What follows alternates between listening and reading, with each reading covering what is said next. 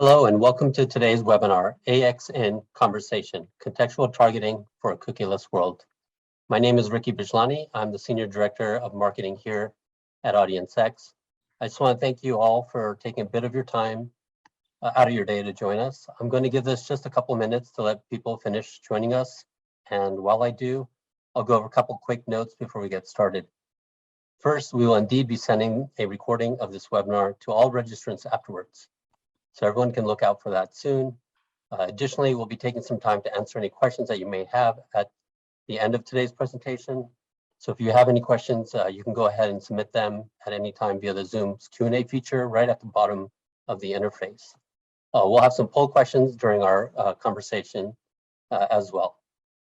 So today, AUDIENCEX is joined in conversation with our partners at Pier 39 to examine how contextual targeting can help empower all advertisers across the full digital ecosystem, both today and well into the future.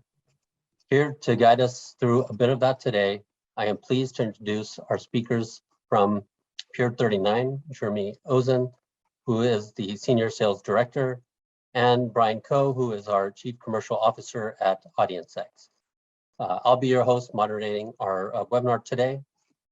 Jeremy and Brian, thank you very much for being here today and joining in this discussion.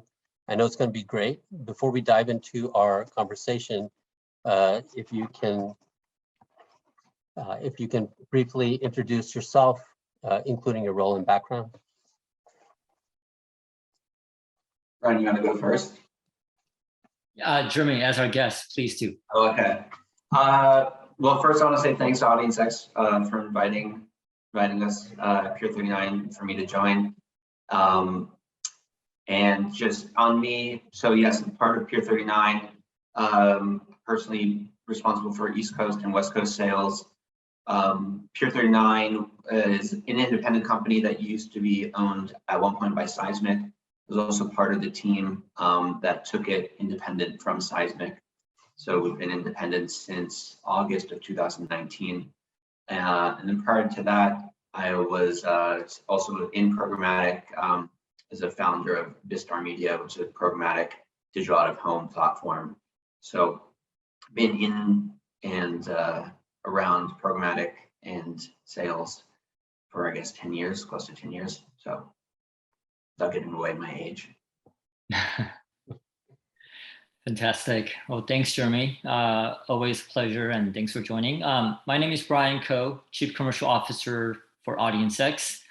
I'm responsible for overseeing the general and revenue growth for the organization, go-to-market, commercial strategy, and as such, departments like sales, strategy, client services, analytics are some of the disciplines that I oversee. Previously, I spent a lot of years on the agency side, so I can definitely relate to some of the questions and thoughts that keep marketers awake at night. And just prior to joining AUDIENCEX, I spent some time with some of the largest DSPs, DMPs, and platforms. I'm extremely happy that we get to talk about some of the discussion points today. Especially as we kind of look for mid-market marketer solutions, and I think this is going to be very exciting discussion and relatable discussion for a lot of marketers who joined us today. Great, thanks, Brian. Thanks, Jeremy. So here we have the agenda. We've broken it up into 4 different segments to talk about contextual. We'll have a chance to do Q&A at the end. And so just breaking these apart, first we'll discuss contextual targeting, more of an overview, contextual in today's landscape. Next, after that, will be contextual for cookieless. So let's get started here. Contextual targeting overview. Before we get into the discussion, let's take an audience poll here. We'll look to launch this here. Okay, so on your screen, you should see a question. Are you currently using contextual targeting? If you can take some time to fill in that in, and once we get all the poll questions in a few minutes, we'll go ahead and kind of share the results and talk through it. In the meantime, let's get started, Brian and Jeremy. Just to level set and kind of baseline contextual targeting, Jeremy, if you can give us a brief overview of contextual targeting, how does it work? Yeah. So technically, how does contextual targeting work? Well, I'm going to answer that in 3 phases because it depends on the media format. If you were talking about web-based inventory, the way that it works, so web, I mean online video, display, native ads, things like that. So technically what's happening is in the integrations that Peer 39 has as a contextual data provider, we see the page that a user is visiting. And page is the specific article. So I differentiate between the article about sports results on ESPN. That's a specific article as opposed to ESPN.com at the domain. So we see the article that the user is visiting. So let's say Brian's reading an article about golf. And when that comes to us, we then go and we grab basically the content which is on that site. And so that's including the images, and the ads, the video, and most importantly, the text. So the text of the article. And effectively what happens is our system, our technology, reads the text like a human would read it, and then categorizes it. So based off the language of the text, we say, this is a page about golf. This is a page about health, etc. And there's a large taxonomy, 500 categories in different verticals. So it's really broadly applicable for all types of advertisers. That's how it works technically. Mobile app is a little different because there's not a page to go grab the text. It's based off of whatever app the consumer is using. And then we also have CTV, and that's again not like a text-based environment. It's based off of the channel that the consumer is using. So using ESPN as like the thread across, Brian's on a website. We're grabbing the text. We're saying this is a golf website on ESPN. If he's on the ESPN app, we're saying this is a sports app because it's the ESPN app. And if he's on, watching ESPN on his CTV, we're going to say it's a sports channel because it's the ESPN channel. That's effectively the way it works. Thanks, Jeremy. Just a little bit, diving a little bit more into it. I know you touched a little bit upon it, but how much control do you get over placement? Yeah, so there's a lot of control with contextual because you can start to be more specific, particularly with keywords. So we see a very common use case is maybe an advertiser wants to be around financial content, but they want to be around crypto specific content. So they can use contextual to say, it's a very large set of inventory on the internet. Within the bucket of inventory, which is financial pages, I only want the pages that mention cryptocurrency, for instance. So by using keywords, you can really get super, super, super specific. I mean, we have some pharmaceutical clients where they're targeting particular pages that mention their drugs or their competitors' drugs. At a certain point, there will be limitations to scale, but you can be extremely honed in that approach. I think what's really exciting and interesting is that this tactic, contextual targeting, has been around since the early days of digital marketing, right? However, I think what's exciting about it is that there's been tremendous kind of headway and progress that's been made here. As Jeremy mentioned, earlier form of contextual targeting was based on kind of content play. What type of content was on the site or app, etc. But that now kind of became a little more sophisticated with keywords, and other kind of the sub tactics you can deploy. And now, which I think we'll probably talk about this in a bit, but it can now be even analytical based, right? There are specific things that are signaling what is kind of helping us, drive and make decisions. So I think that's what the progress within this contextual, tactics is really exciting one for, I think, the marketers.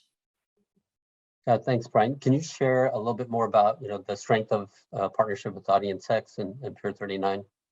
Yeah, definitely. So as I mentioned, I think as an industry, it's really exciting to see the progress here. And I feel like for the last 12 plus months, everything and only thing we've been talking about is the cookie deprecation and what's going to happen. Is this world going to end, or can we still operate as marketers?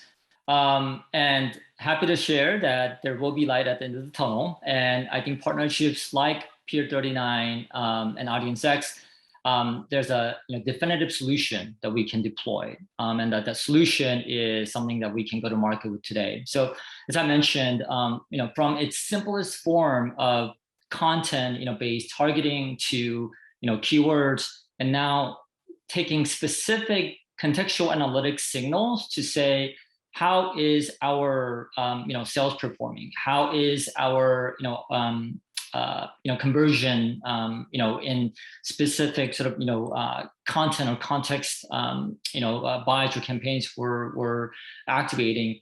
This will allow marketers to fully utilize, but also fruitfully grow without missing a beat in kind of this new world, new digital world rather, that we'll be in. So I'm definitely excited about this partnership, and looking forward to really growing and helping our clients through this partnership. Thanks, Brian. I know a lot of times, a key concern of marketers is transparency. So a question for both of you, in terms of the platform and then how we serve our clients. What kind of transparency can you expect while running, while your ads are running, and afterwards as well? Sorry, Ricky, the last part of it was? Yeah, so what kind of transparency can you expect while your ads are running and after? And after, I got it, yes. Yeah. So there's different areas where transparency is a very big problem, particularly CTV. So I'll touch on that maybe second. So what Brian was alluding to in terms of reporting, I'll just give a very basic example. If someone does a keyword-based tactic, which is very common, they're targeting particular pages that mention keyword. Now, or until now, there was no performance per keyword. They didn't know if keyword A versus keyword B was driving their performance. And that was a common question that we got. So people knew that they were running on that list of keywords, but they didn't know how many ads were running on certain keywords and what the particular performance was. So I think that's been the bigger problem in terms of transparency, is what's driving my performance. Transparency around performance for contextual. And the big opportunity is once you have that transparency, you can optimize. So that's, what's exciting about the relationship with you guys and AUDIENCEX is using that to then drive much better performance around contextual than people have done over the last 12 years, because they haven't been optimizing because they haven't had that transparency. So that's on the web side. And then on CTV, there's a really big problem generally because the inventory is not transparent. Very basic things. What channel am I running on? That's not so easy to discern given the current environment. And so we have a relationship, and we've just done our first campaign actually with you guys, AUDIENCEX, to use our tag to understand the inventory and understand the channel. At the most basic, it should be that given you're spending, significant CPMs for the CTV inventory, you should know what you're getting. And then the next step is, given you know what you're buying, how do you optimize based off that? But optimization within CTV is pretty difficult at the moment if you don't know what you're buying. It's more audience-based as opposed to content-based, but content obviously very important in the CTV area. The only thing I would maybe add, is I think the points that Jeremy made, the granularity that once wasn't available for this tactic, and then the optimization. I think largely this tactic has been kind of activate and hope that we're seeing results, but through these information analytics and granular level data, we're able to optimize. And I think that's the key for marketers. It allows us to see what is working and make changes as needed. So I think that's what's really exciting about kind of the whole data-informed decision and transparency around this tactic. Yeah, that makes sense. Yeah, I mean, that's a great overview of, contextual targeting. Let's look at and talk about our next segment on contextual in today's landscape. Here, before we get started, we're gonna launch another poll here just to get the audience feedback. We'll look to showcase, some of the results and what that means at the end during our Q&A. So with the audience poll here is, were you aware contextual targeting can be used on CTV placements? And so yeah, feel free to fill that in. And while you do, we're going to get started on our next set of questions here. So where does contextual fit into an overall targeting strategy right now? The way that, at least what we see in our little corner of the universe is, we see that people obviously are doing first party, they're doing still third party, and then contextual is like just an element. Like I would say, if there's 3 legs of the stool, there's a third leg. I would definitely think that contextual is maybe the smaller leg at the moment. So I think everyone invests as much as they can in first party, then starts to do third party, and then contextual. I'm not sure that everyone does contextual. While contextual actually is a fit for every advertiser, given it can be applied with so much customization, I don't think everyone uses it. So I think there's an opportunity for other people to start leveraging it that are not leveraging it. That's where it is today. Obviously, we think that's going to change given cookies going away and third-party audience segments, going away with that. So then that question ends up being, which I guess we'll talk about later, is advanced contextual, and how can we get more advanced to help displace or replace the spend that's going probably to third-party audiences. Yeah, so I think, again, I think it's such a, in some ways, most sort of fundamental tactic, and a lot of marketers have sort of forgotten about it, right? But again, the last year or so, this contextual targeting has been the center of discussions. I think, especially in lieu or ahead of kind of the whole cookieless world. And I think, as we discussed the last several minutes, I think there are such an advanced way of utilizing and deploying this tactic. It should absolutely be considered and utilized and deployed and every campaign. And then we obviously, on behalf of agencies and marketers, we always consider contextual, and I think it also gives us a great learning opportunities to see how we can even in some ways control the type of inventory that's relevant for a specific advertiser or marketer. So I think we expect for contextual landscape and targeting to be much more frequently utilized and seen moving forward. Okay, so how can textual targeting work with the larger omnichannel approach that you kind of touched upon there? Yeah, so I'll start with the way that we see contextual today is that it could be much, much broader. People think of it, Ricky, to your last question, as a tactic. So I'm going to invest in first party, third party, so contextual. The thing is that if you think about contextual a little bit more holistically, it should be an optimization lever across everything that you do. And I'll give you an example. So we did a case study with a client, large technology client, that was doing a retargeting campaign for their laptops. And we studied where they served ads and what type of contextual content during their retargeting campaign drove the best performance.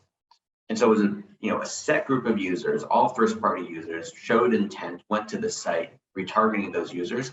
But if that user was on a technology site, their conversion rate was 5 times higher than the campaign average. And in fact, there were other types of sites, like career sites or real estate sites, where if you found that same user their conversion rate was 0. So because we don't think as an industry yet as holistically as I just described, we're not using content to optimize across everything.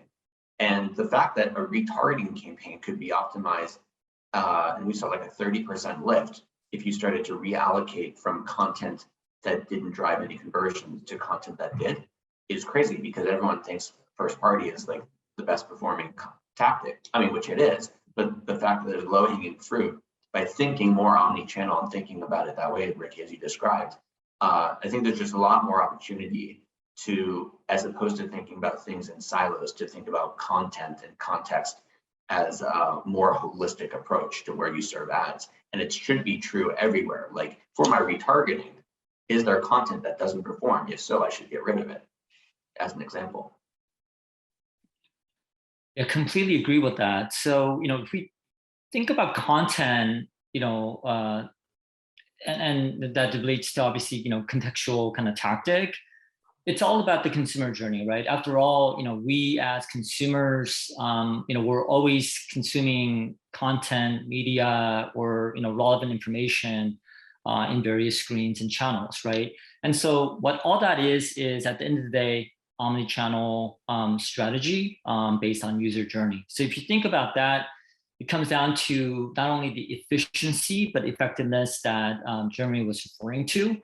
For us, when we think about omni-channel, it's about the experience and also what is the channel, and more specifically sub opportunity that we can engage consumers with, and therefore get them to activate or convert, based on what advertiser is hoping to accomplish. So all that is about, again, effectiveness, but also efficiency, and bringing in the best experience possible for consumers. So that's why I think contextual is such a relevant and important aspect of omnichannel approach. Yeah, thanks, Brian. So just diving into a little bit of that, it seems like contextual is relevant to a lot of different channels, and more specifically, omnichannel. Are there, so with that, let's just jump to more of the trending topic of, how specific can contextual targeting be on CTV? So today, the way that we approach contextual targeting on CTV is based off the channel. You can pick channels in particular that you want to run on. The other approach is more of a, call it safety or suitability perspective, and that's to avoid particular channels. We have certainly heard from certain clients questions around shows. We haven't yet sort of thought through exactly how that would play out. And one of the major concerns is if we as an industry go down that rabbit hole, then you're going to potentially have limited scale by trying to pick individual shows. So at the moment, we're looking more for a channel-based approach. Okay, thanks. And just to dive in a little bit more, so what kind of reporting can you get from CTV? Yeah, so this is where we saw that, I think I alluded to earlier, that there's like a kind of a transparency problem in CTV, where there's a lot of inventory that you can't tell where you ran, or if you do see it in the reporting, it's muddied. So ESPN, the ESPN channel could show up like 12 different ways. I know as an advertiser, I just want to know how much ESPN did I get, and then trying to fix all of that reporting is a huge pain and headache. So the reporting that we've developed is channel. It includes show where that's available. We have then taken that information and we look at it based off of production type. So is that content professional or is it user generated? Because there are channels on CTV that are not, ESPN. They could be like YouTube type content that happen to be on the CTV environment. That's where we are today. And we're looking at expanding. We've gotten good feedback from other clients around understanding reach and frequency, and then audience that they reach as well. So those are roadmap items. So we think that potentially there's a huge opportunity for us as an industry to rethink how do we do reporting in CTV, because it's a TV environment, it's not a display environment. And so, the traditional reporting that you as a client get from a DSP is based off of the reporting, which is based off of display and mobile app. Maybe there needs to be a rethinking about that, because people think about TV differently. Reach and frequency is one example, is something important in TV particularly.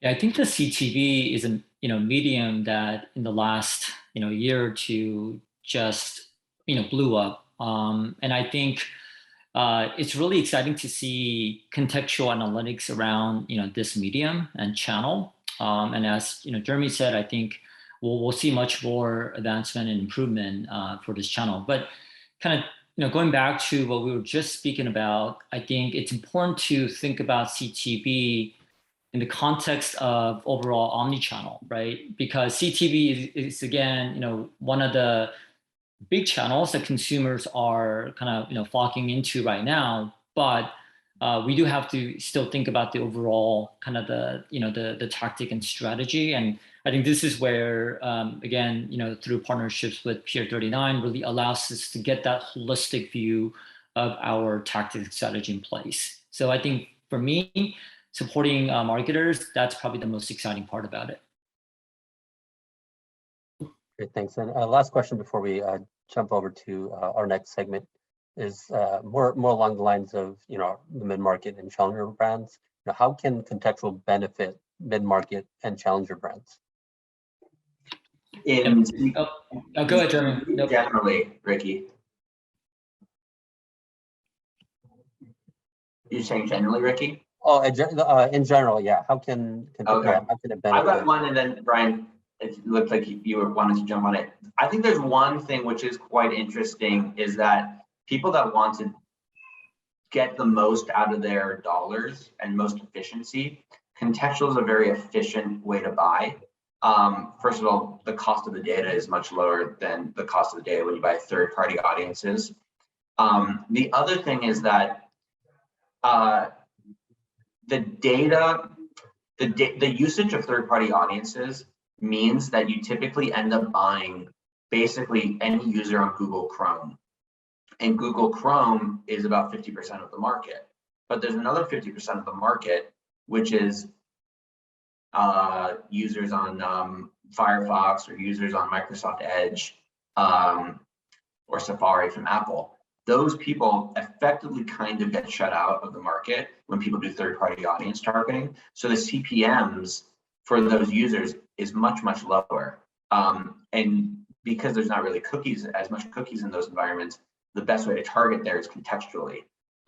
So there's a huge opportunity if I was a challenger brand to, it's like almost an arbitrage, because the CPMs are so much lower on that 50% of the internet, which is like, it's a huge thing. 50% of the internet is at a much lower rate than Chrome. So if people were to approach it as let's target smartly in that environment where other people are ignoring because there aren't cookies, I think there's a big opportunity as a challenger brand. But that's one of the things we thought was interesting, Brian, that I know I cut you off earlier.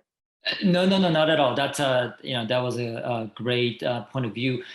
What I was going to say is that AUDIENCEX is a platform champion for the mid-marketers, and in that, as Jeremy said, a lot of challenger brands.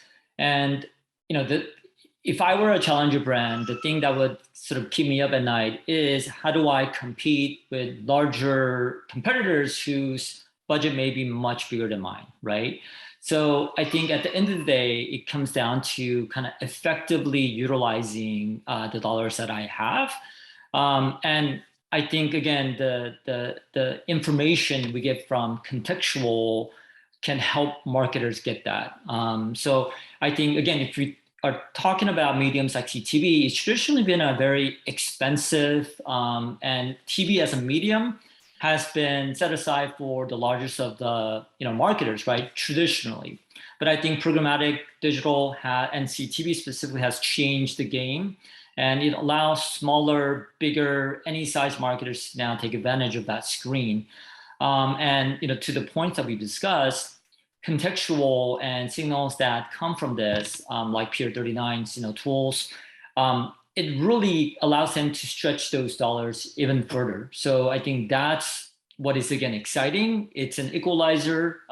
In some ways, this tactic will allow them to compete, as strongly as any, large competitors that, that keep them awake at night. So I think that's why it's a tactic and strategy that should be continued to be thought about and deployed.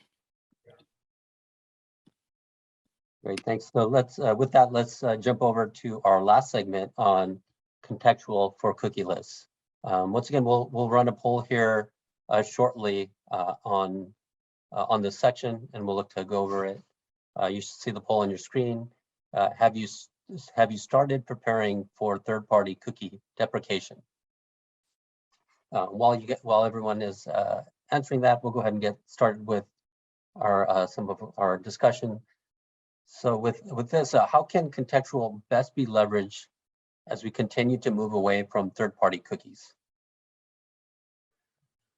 So yeah, I mean, obviously contextual doesn't use cookies. So it is a type of targeting that we as an industry have been making a lot of noise about, because it will continue to exist and operate post-cookie deprecation.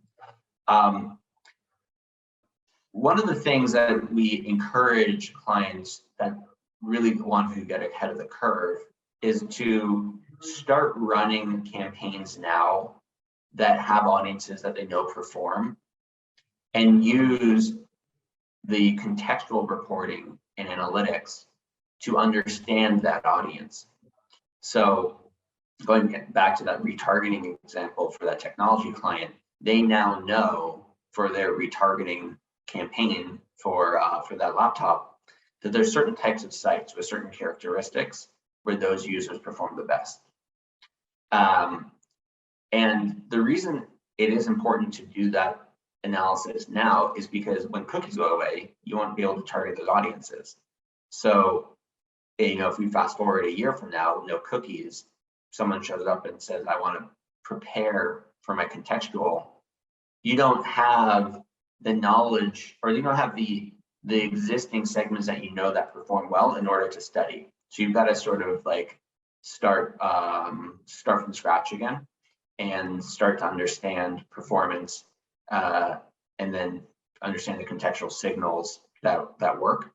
It's just that there's a little bit of a shortcut here if people are willing to think about it a little bit further in advance, because you can take a segment that works, that's been tried and true. Let's do an analysis. Let's understand what sites and site characteristics are aligned with that audience. And then you've got a custom contextual strategy for that audience. Then you can do it across multiple audiences.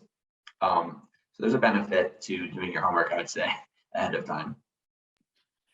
Yeah, my point of view is that it doesn't in any way interfere or take away from cookie-based tactics or strategy that a lot of advertisers are currently deploying, right?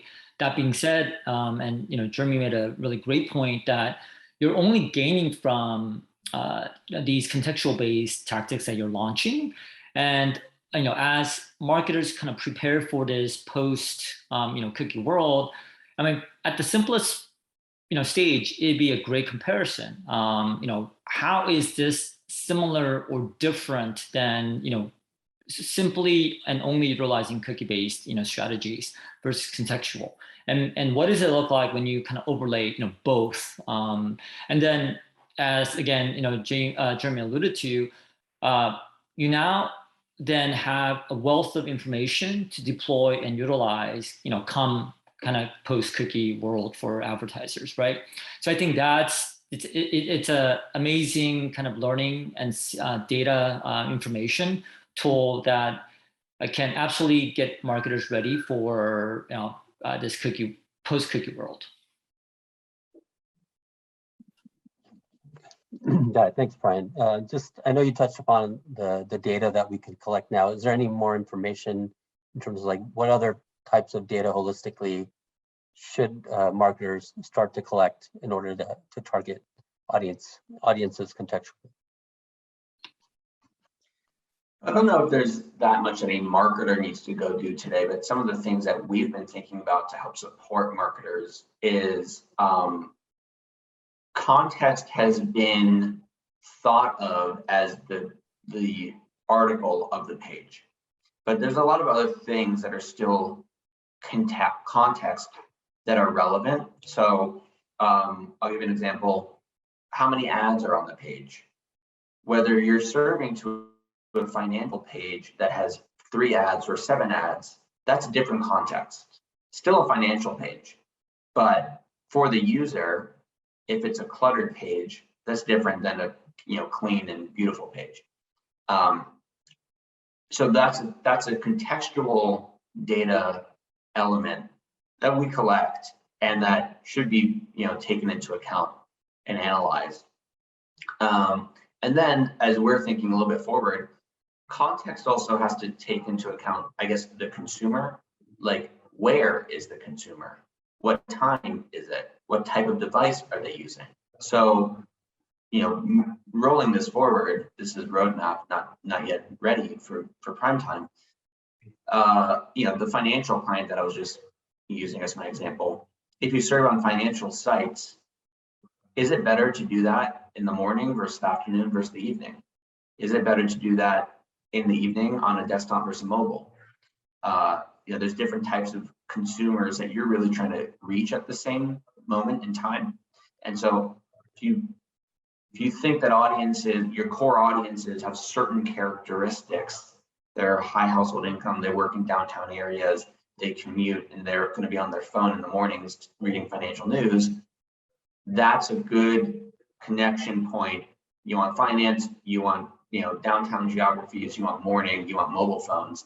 Like that's a lot of things coming together. It's all about context. It's not about user or cookie or ID, to bring like a lot more sophistication to contextual than currently exists. But we believe that that's where it needs to go as an industry to get that level of sophistication to drive the performance and have the capabilities to invest heavily in this form of targeting. Yeah, what I love about what Jeremy just described is, that's omni-channel, right, for consumers, and that's consumer journey today. So I think this is why I think it's so exciting, and it's in some ways, again, this is such a simple foundational tactic that has oftentimes been kind of overlooked, but there's so many granular, in-depth things we can deploy. And that is, again, what is so exciting about it and something that we can all benefit from. Great. Next question is more about what kind of growth and projections do we expect for contextual targeting? Well, obviously we at Peer 39 hope it's a big number. But I think realistically speaking, as an industry, if you're a marketer, the ability to invest your dollars will go, more, as much first party as possible. That's what everyone thinks and says, and I think we all agree.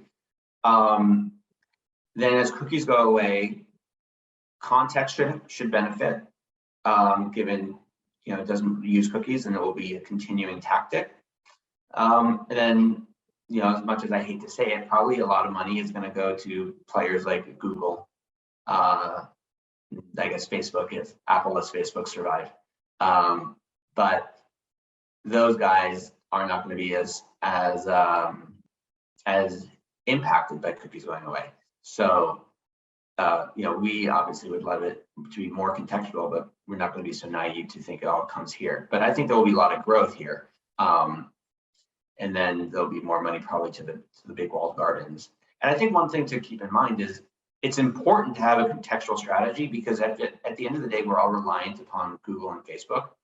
They're economically motivated, so they're going to drive up your CPA. They're going to drive up CPMs until sort of the last dollar is squeezed, because we're all reliant upon them.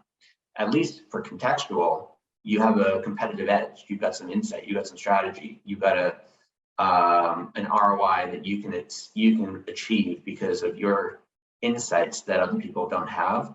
And so I think that's an area that should be a competitive advantage for smart marketers, because anyone can just go to Google at the end of the day.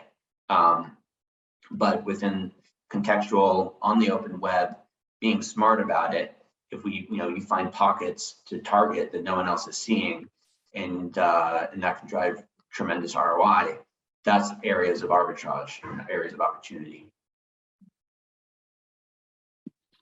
I'm hoping and projecting that we'll see a huge contextual tactic growth after this webinar, Ricky.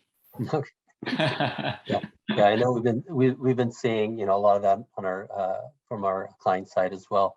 Last question before we head over to our Q&A section is what changes and advancements are we looking forward to with contextual targeting? What was the last part of it, Ricky? What changes and advancements are we looking forward to with contextual targeting?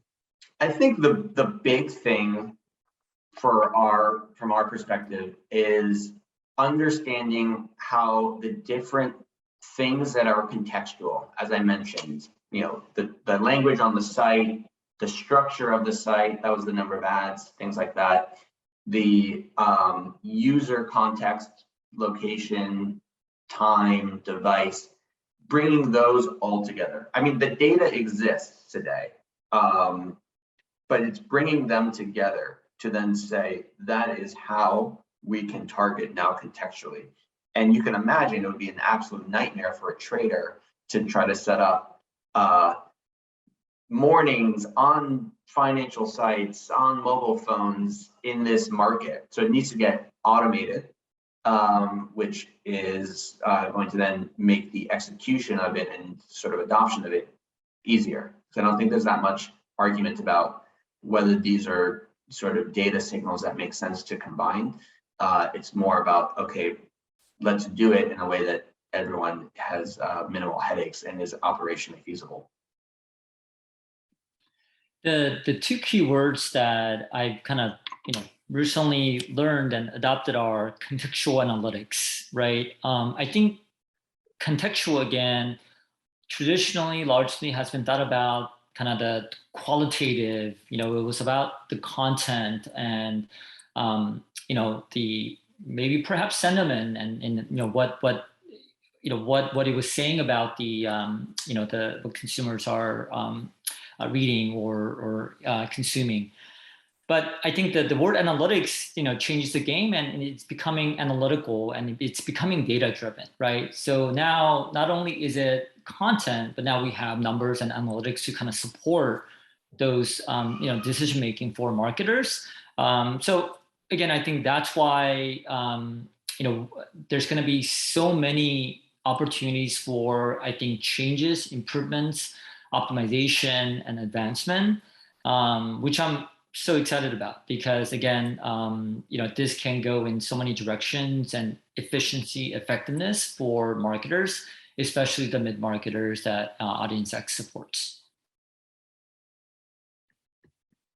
Great, thanks, Brian. Thanks, Jeremy. Let's head over to our audience Q&A. So we have a few questions in queue. One question is on how mature is contextual targeting in B2B? Yeah, I mean, very mature across B2B. So we as a company, Pure39, have been around since 2008. So it's 14 years. We've been working with B2B companies since the inception. B2B in some sense is actually a very good market because of how specific you can get around the content. And if you know that the audience that you want to reach would be reading certain types of content, you can reach it very specifically. So we have a significant number of B2B clients.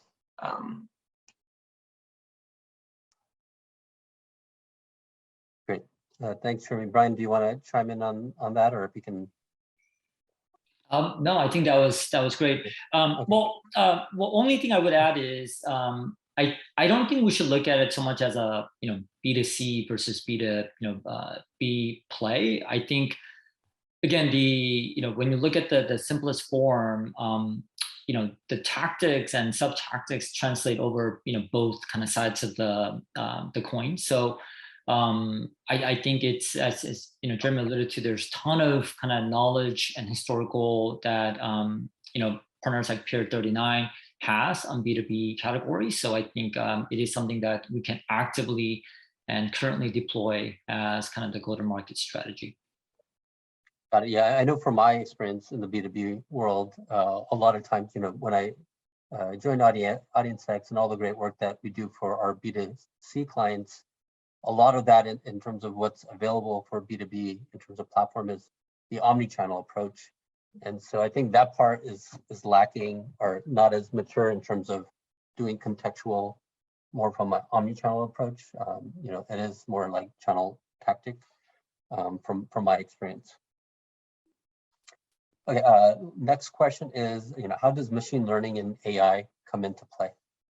Yeah, so contextual for us is based off machine learning and AI. So, the language of the page has to take into account the words, their adjacency, the number of them, etc. So there's algorithms built for each segment. And I'll give like one example as to how this updates. So like 10 years ago, Donald Trump content would have most likely been entertainment or business related. I guess mostly entertainment because of The Apprentice. Obviously, more recently, it's political news related. And so that's just one example where it's very clear and easy to understand. Based off of software and technology, we update and we that's taken into account that in light of Donald Trump and other words on the page, it figures out what the content is and it updates. To do that manually would be a tremendous heavy lift, because think about all the different categories and all the different words you've got to move in and out. So to do it without automation, machine learning, and AI would be a nightmare. Yeah, I think the AI and machine-based, what they'll allow marketers to do is, I think, scale. Again, I think, going back to how we started this webinar with is, it's been kind of a tactic that we launch and kind of hope, it's effective and, that we didn't get a whole lot of insights on. But now I think, with this kind of machine-based and AI, it allows us to see and adapt real time and scale as such. So I think it really ties together the efficiency of scale. So I think that's why it's going to be making such a bigger play moving forward. Got it. Yeah, and then just one follow-up question on that. It's related to AI. Is in terms of reporting and what we get today, how is reporting used to optimize strategy and performance? Yeah, I mean, it connects directly back. So working with AUDIENCEX, if a trader sees that certain type of content performs better than others, then there's data in the DSP for that trader to go and select. And it also works if you want to avoid content. If the trader sees, using that technology client example, that real estate and finance pages are not driving any conversions, then for his or her retargeting campaign, go in, update your targeting for your retargeting tactic, avoid finance and real estate pages. So the reporting is huge because it gives you an insight as to what to do from a targeting and pre-bid perspective.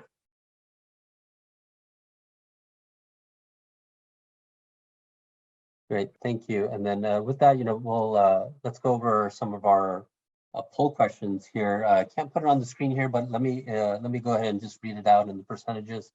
So for the poll one, the question was, are you currently using contextual? 70% of the audience said yes, 30% said no. Is that what you're seeing as well?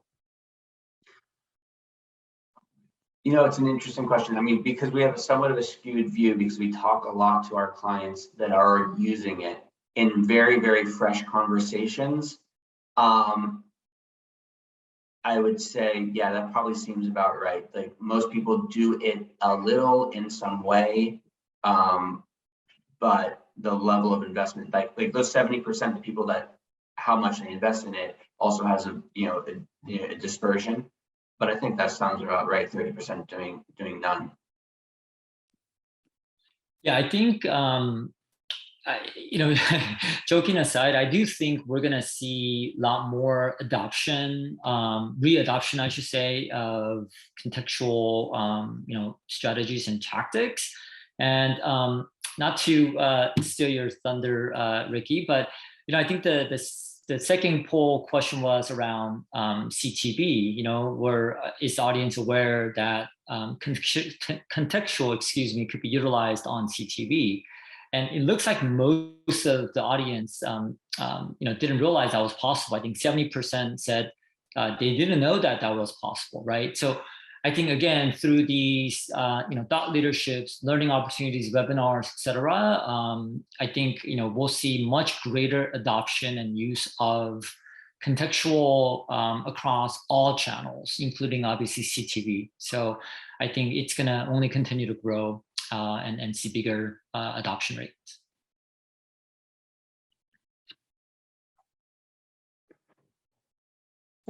So real quick, Jeremy, I know for poll question, is that, in terms of what you're seeing as well, in terms of, your audience, our customers knowing about or aware of CTV, contextual for CTV?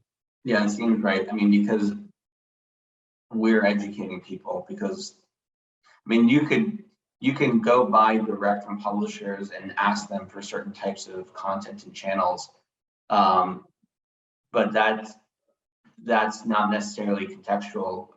It's it's a publisher direct relationship. It's expensive for the mid-market. It's probably unwieldy given the commitments and minimums and such. And so in terms of the flexibility that contextual, like data as a data company, we bring to the table, yeah, because we're the only guys doing it. We've got to get that 30% up and educate more people. Got it. I know we have just several more minutes. Just wanted to jump in to poll question or the results for poll 3, so you guys can chime in. So the question is, have you started preparing for third-party cookie deprecation? 61% said yes, and 39% said no. So does that, in terms of, that sounds about right where we are with the cookie deprecation being pushed back. Is that your view as well? I feel, yeah, it's a little bit more than 50-50. If someone had asked me, I would have guessed it's about 50% of people like thinking about it versus 50% of people not. So yeah, it's in the ballpark.